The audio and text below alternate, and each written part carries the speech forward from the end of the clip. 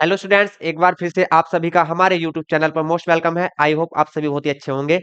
देखिए, आज मैं आपके लिए एक मैथ का क्लास 10th का पेपर लेकर आया हूं। और पेपर जो है ये 2024 यूपी बोर्ड का है।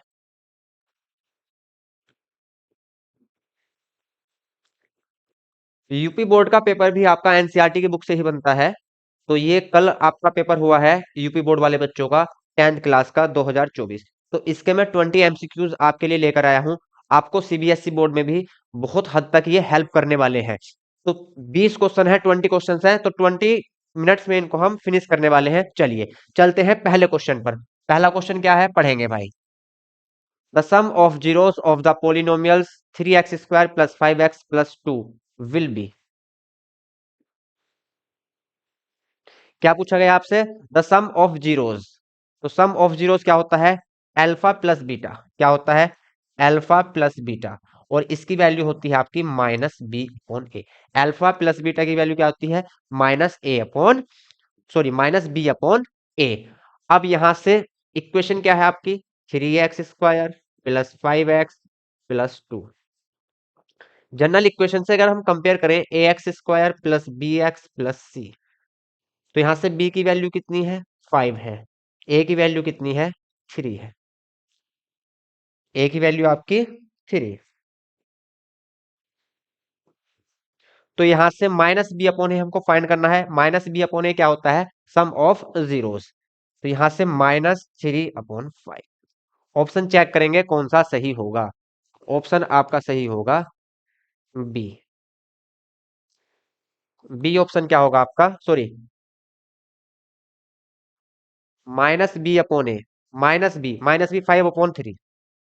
ये गलत लिख दिया यहाँ पे। बी की वैल्यू कितनी है? 5 है। -5/3। ऑप्शन बी क्या होगा आपका? करेक्ट होगा।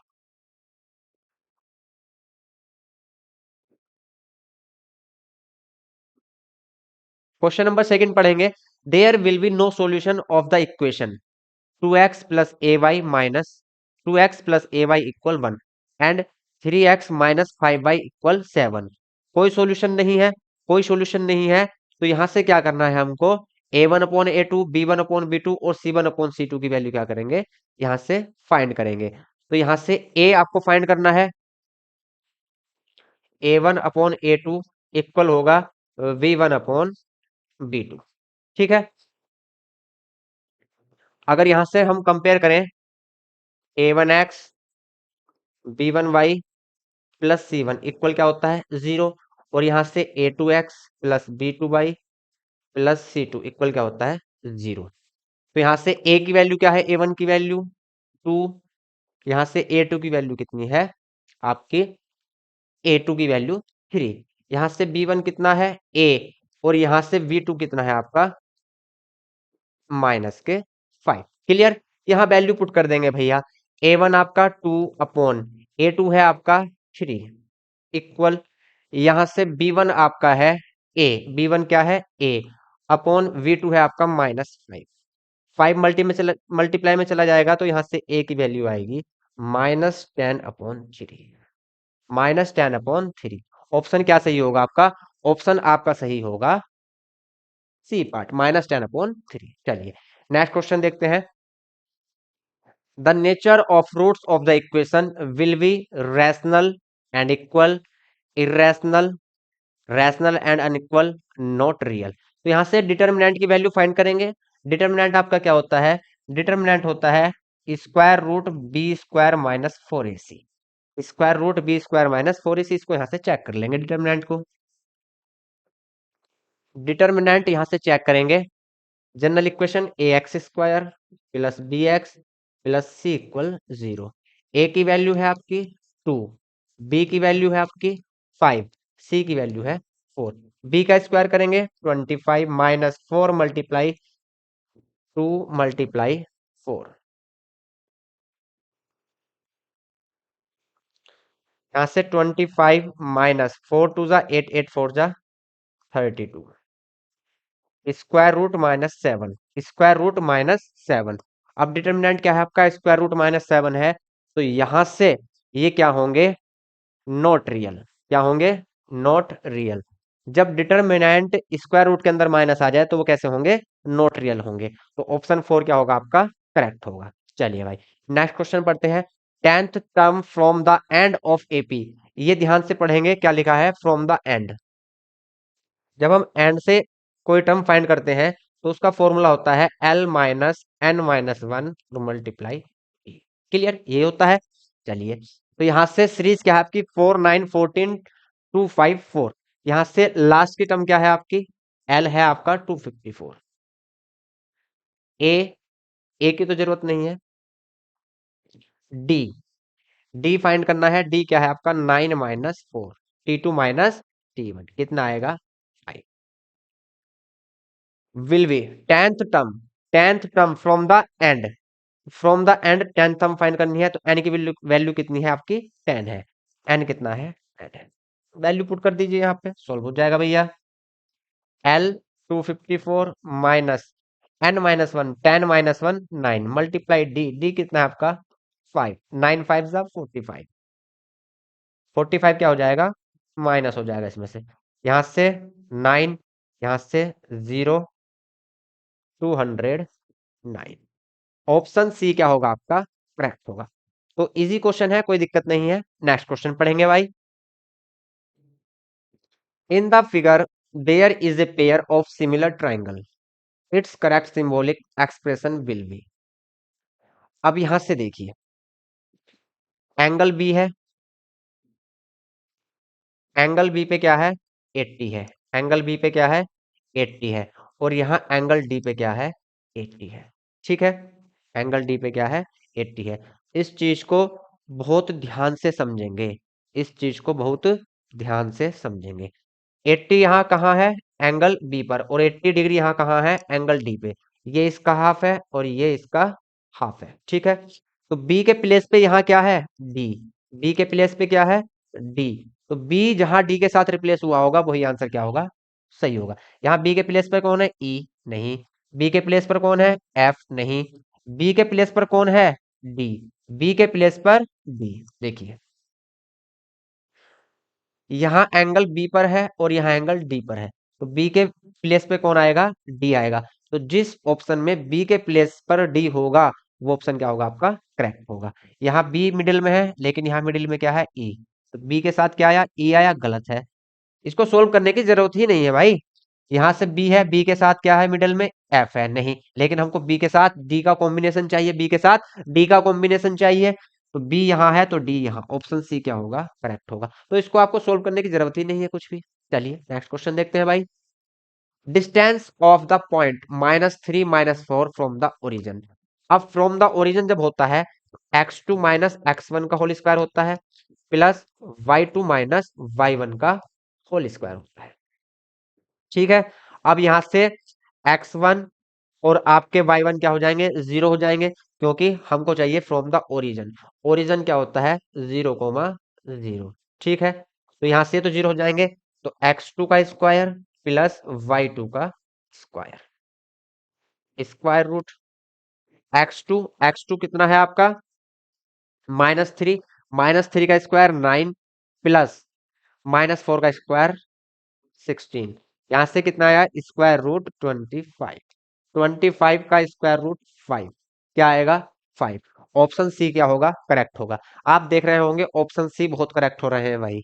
चलिए कोई बात नहीं है, लेकिन आप ऑप्शन सी लगाकर मत आ जाना, पता चले कि किसी का आंसर ऑप्शन डी में था और वो आपने ऑप्शन सी लगा दिया, गलत हो जाएगा।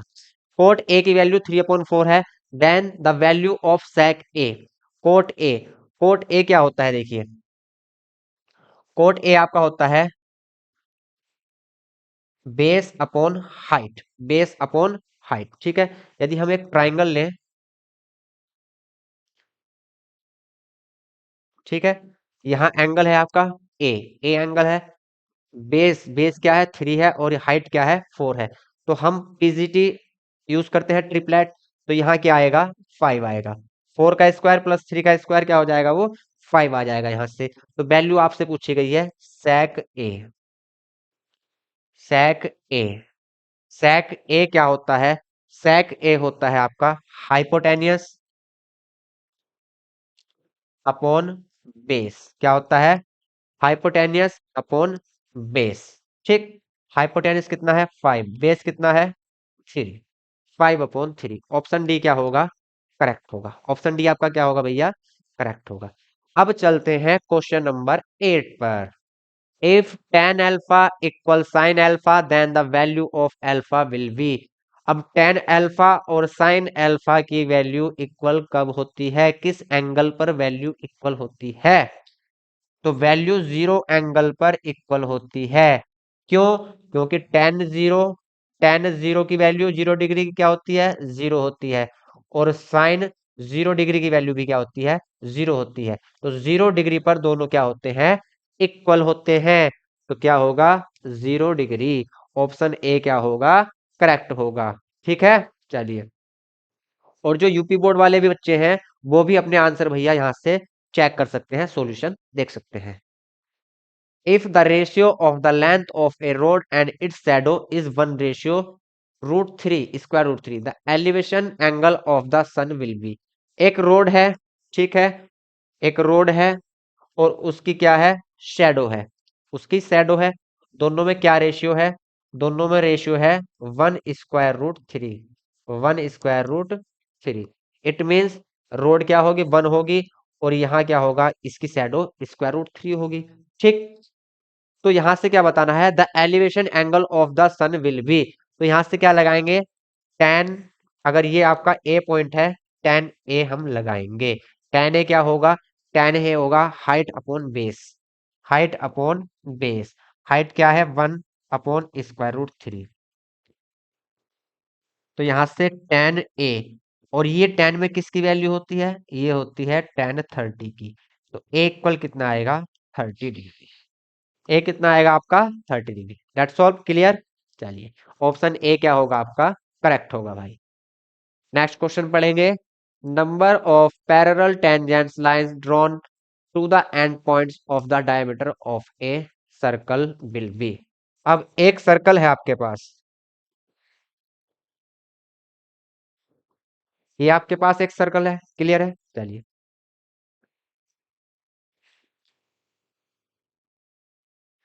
ये आपका क्या है, डायामीटर है। ये आपका क्या हो गया, डायामीटर है। अब इसके एंड हैं, तो यहां से टू लाइंस लेनी है, और कैसी लेनी है, जो एक दूसरे के क्या हो, पैरेलल हो, पैरेलल टू ईच अदर। ठीक है, तो ऐसी कितनी लाइंस हम खींच सकते हैं, ड्रॉ कर सकते हैं, जो डायमीटर के एंड से होकर जाएं और एक दूसरे के क्या हो, पैरेलल हो। ठीक है, तो पैरेलल किस कंडीशन में हो सकती है, सिर्फ टू लाइंस ही आपस में पैरेलल हो सकती हैं। अगर एक लाइन हम यहाँ से ऐसे ले लें, तो ये इसके पैरेलल नहीं होगी। तो ऑप्शन में आंसर क्या होगा आपका, टू। तो कितनी लाइंस हो सकती हैं, जो पैरेलल टू ईच अदर हो, तो यहाँ से सिर्फ टू लाइंस ही हो सकती है। The area of the sector of a circle whose angle is 60 and radius is 12 will be. देखिए, एक सर्कल है आपका, ठीक है, एक सेक्टर ले लेते हैं, और सेक्टर पे एंगल कितना है, 60 डिग्री।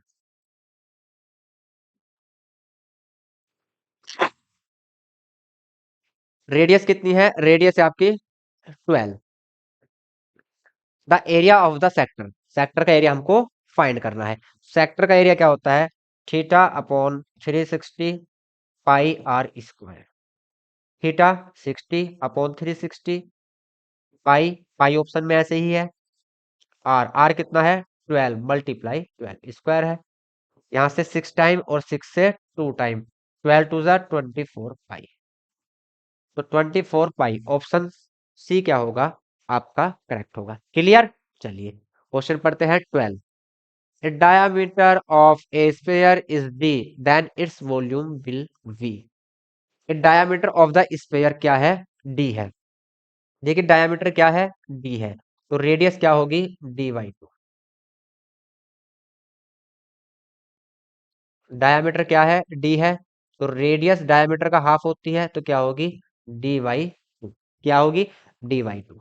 ठीक है, it's volume will be. Volume क्या होता है, वॉल्यूम होता है 4/3 pi r cube, 4/3 pi r cube.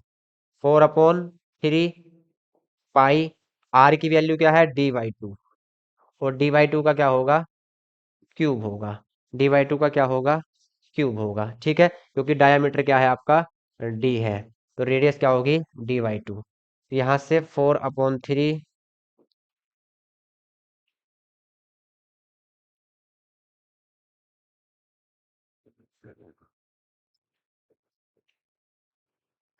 पाई तो ऐसे ही है, हाँ ठीक है, d³ और 2 का क्यूब क्या होगा 8, 2 का क्यूब क्या होगा 8, 2 × 2 × 2, 4 × 2 = 8, 2 × 3 = 6, पाई/6 d³, पाई/6 d³। ऑप्शन डी क्या होगा आपका, करेक्ट होगा। कुछ बच्चों ने इस क्वेश्चन में गलती की होगी। ठीक है, चलिए, पाई/6 d³। Question number 13, total surface area of A solid hemisphere with radius r will be. जब हेमिस्फेयर आपका सॉलिड होता है तो उसका जो टोटल सरफेस एरिया होता है वो होता है 3 πr²। कैसे, अगर आपका हेमिस्फेयर होलो है तो इसका सरफेस एरिया क्या होता है हेमिस्फेयर का, 2 π², 2 πr², 2 πr² होता है। लेकिन जब आपका हेमिस्फेयर सॉलिड होता है तो नीचे से उसकी सरफेस कैसी होती है, सर्कुलर होती है। सरफेस सर्कुलर है और सॉलिड है तो उस सरफेस का भी एरिया हमको लेना होता है। तो उसका एरिया क्या होता है, सर्कल का πr²। तो यहाँ से टोटल हो जाता है 3 πr²। क्लियर, ऑप्शन सी क्या होगा आपका, करेक्ट होगा। ऑप्शन सी को टिक करेंगे। चलिए 14 पढ़िए। The median class of the following frequency table will be. Median class देखिए कैसे फाइंड करते हैं भैया। मीडियन क्लास फाइंड करने के लिए सबसे पहले n/2 की वैल्यू नोट करते हैं, n/2। ठीक, अब n फाइंड करना होगा पहले। n क्या होता है, यहाँ से टोटल होता है n, 4 6 10 15 23 25। तो n/2 यहाँ से कितना होगा 12.5, 12.5। यदि इसकी हम कॉम्यूटेटिव फ्रीक्वेंसी यहाँ से क्रिएट करें तो यहाँ 4 है, 4 6 10, 10 और 5 15, 15 और 8 23 और 2 25। तो हम ये चेक करते हैं कि n/2 की वैल्यू कितनी है 12.2। 12.2 कहाँ पे लाई करेगा, तो 12.2 क्या होगा 10 से ग्रेटर होगा तो 12.2 यहाँ लाई करेगा। और इसके सामने वाली CI, इसके सामने वाली CI क्या होती है हमारी क्लास इंटरवल, वो हम चेक करते हैं। तो क्लास इंटरवल क्या है, उसको हम मीडियन क्लास बोल लेंगे 10 to 15। ठीक, जो n/2 की वैल्यू हम लेते हैं वो जहां लाई करती है वो हमारी मॉडल क्लास होती है। मॉडल क्लास क्या हुई 15, और उसके सामने वाली जो CI होती है हमारी क्लास इंटरवल, वो हमारा क्या होता है मीडियन क्लास होती है। तो आंसर क्या होगा 10 to 15। 10 to 15 ऑप्शन क्या होगा आपका, सी क्या होगा भैया, करेक्ट होगा। चलिए क्वेश्चन नंबर 15 पढ़ेंगे। The mean and median of a frequency table are 27 and 29 respectively, then its mode will be. एक फॉर्मूला होता है 3 median equal to mean plus mode. तो यहां से मोड की वैल्यू हम फाइंड कर सकते हैं। मीडियन कितना है, मीडियन है आपका 29, तो 3 × 29, ये इधर माइनस में आएगा, -2 × 27 इक्वल यहाँ से क्या आ जाएगा मोड। यहाँ से क्या आया 87 और यहाँ से 54, मोड की वैल्यू आई 7 से 3 और यहाँ से 3, कितना आएगा 33। ऑप्शन सी क्या होगा आपका, करेक्ट होगा भाई। चलिए क्वेश्चन पढ़ते हैं 16। The mean of the following table. Following table का भैया मीन फाइंड करना है। मीन कैसे निकालते हैं, summation FI/XI upon summation I। ठीक है, summation FI/XI upon summation FI।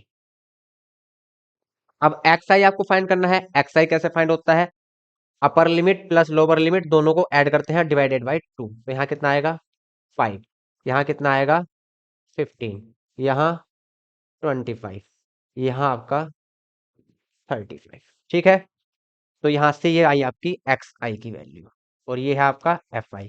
तो यहाँ से FI XI ठीक है, चलिए इसको इधर लिख लेते हैं। 5 टू जा 10, 15 बन जा 15, और यहाँ से 100, 100, ठीक। ये हो गया आपका एफ आई एक्स आई। अब समीशन लेना है, एफ आई का समीशन लेंगे, 2 1 3 4 7 3 10, और यहाँ से 10 15 25 30, और यहाँ से 230, कितना आएगा 230 अपॉन 10, कितना आया 23। क्या आया answer 230 upon 10, it means 23। Option आपका कौन सा सही होगा भैया, ऑप्शन सही होगा आपका करेक्ट। चलिए, the probability of 53 Mondays in a leap year will be, Mondays कितने हैं 53, तो फेवरेबल आउटकम्स क्या है हमारे 53, और यहाँ से लीप ईयर है, लीप ईयर है तो टोटल डेज कितने होते हैं, लीप ईयर में हमेशा टोटल डेज आपके 366 होंगे, 1 डे एक्स्ट्रा होता है 366।